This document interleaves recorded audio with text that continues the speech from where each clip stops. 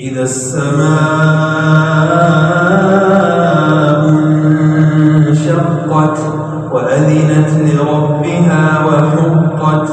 وإذا الأرض مدت وألقت ما فيها وتخلت وأذنت لربها وحقت يا أيها الإنسان إنك كادح إلى ربك كدحا فملاقيه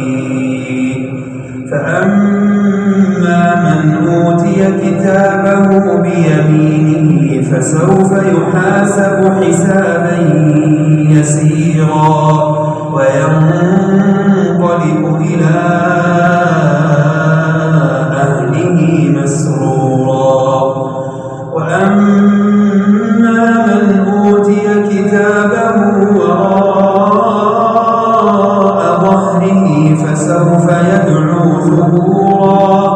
ويصلى سعيرا إنه كان في أهله مسرورا إنه ظن أن لن يحور بلى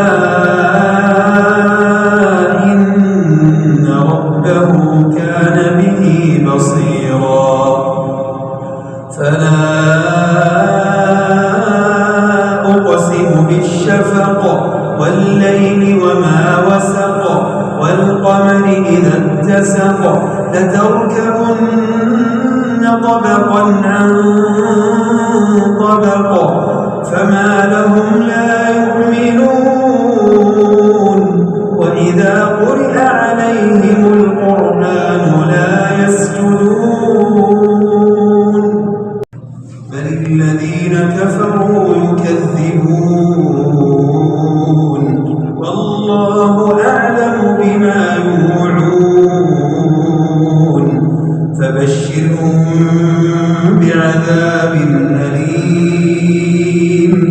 إلا الذين آمنوا وعملوا الصالحات لهم أجر غير ممنون.